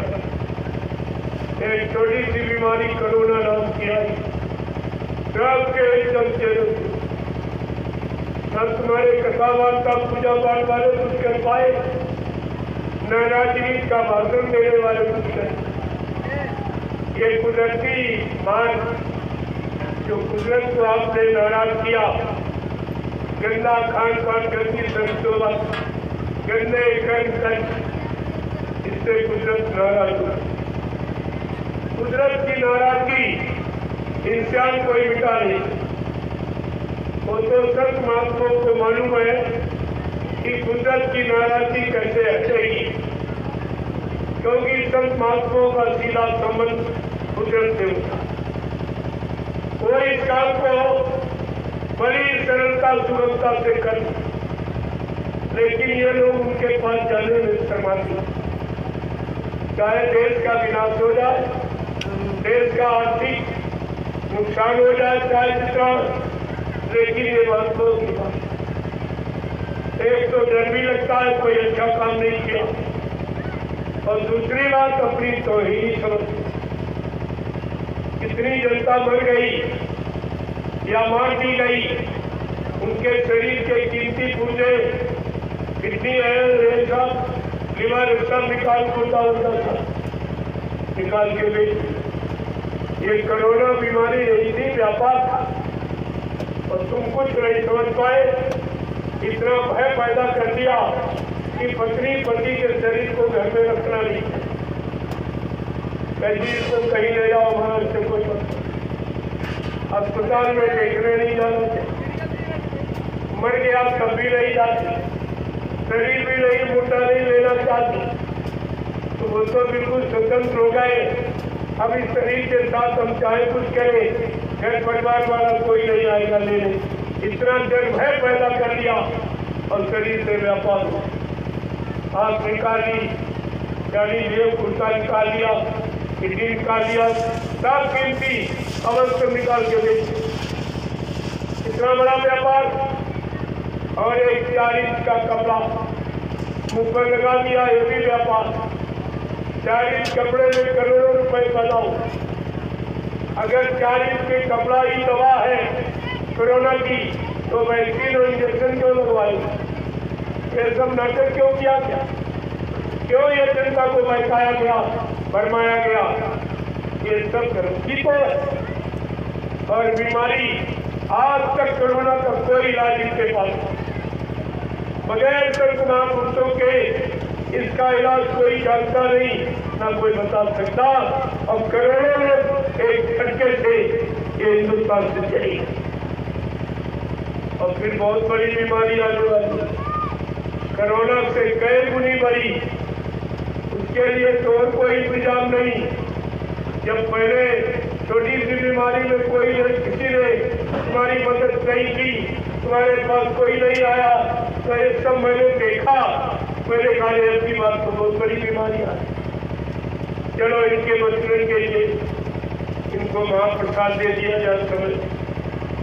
लेकिन ये दवा जब काम करेगी जब आप परहेज करो, बगैर परहेज के डॉक्टर वैसी गारंटी नहीं दे। तो आपको शाकाहारी रहना है और ये दवा जो प्रसाद दिया जाए ये आपका पूरा काम सब तरह से तुम्हारी मदद की जा रही। जो काम कोई नहीं कर रहा वो काम मैं आपका कर और बिना किसी लेन देन। हमको कुछ नहीं, हमको तुम्हारी किसी चीज की जरूरत नहीं। हाँ तुम्हारी जरूरत है, तुम्हारे सामान की धन की जरूरत नहीं, लेकिन तुम्हारी क्योंकि इंसान का शरीर एक बार नहीं होता। करोड़ों जन्मों की तपस्या, करोड़ों जन्मों के पुण्य, करोड़ों जन्मों की सेवाएं जब आपने इकट्ठी की, उनका उदय होने का वक्त आया, तब ये पावन पवित्र घड़ी मानव शरीर को आपको दी। आज ये आपका वृक्ष में न जाए उसकी तो चिंता है। तभी आपके लिए महाप्रसाद लेके आया। अब आप उसको ले जय गुरुदेव, जय गुरुदेव। आप लाइन से खड़े हो जाओ और ये महाप्रसाद मैं आपका दर्शन करूंगा। आप बाल बच्चे परिवार छोड़ के ऐसी गर्मी धूप में आए हो, ये छोटी मोटी एक तपस्या आपकी है। ऐसे तपस्वी त्यागी का दर्शन करना, इनको प्रणाम करना तो हमारा लक्ष्य है।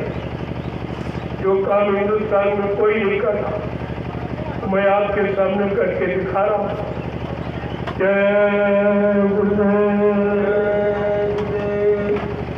अब आप लाइन से खड़े रहो, तब तक आप झंडे की परिक्रमा करो। अभी भीड़ है, तब तक चले आओ, परिक्रमा करो झंडे।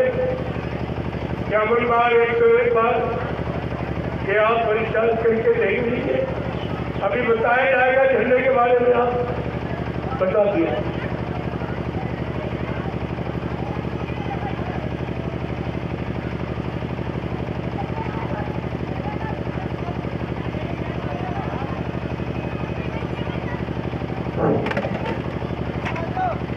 जय गुरुदेव।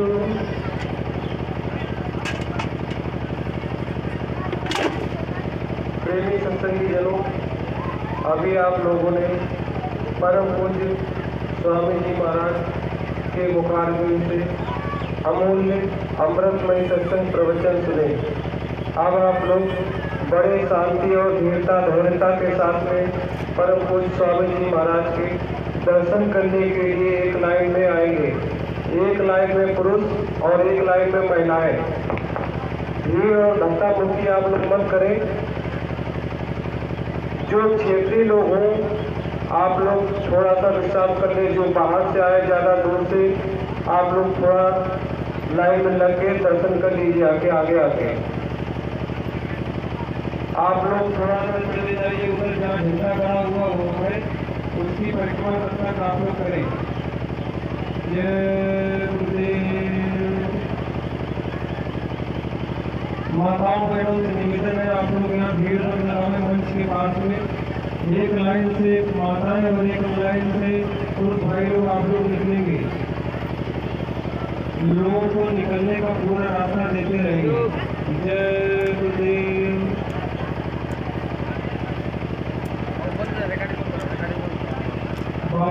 ये बक्से में रख दीजिए। आप लोगों की किसी ने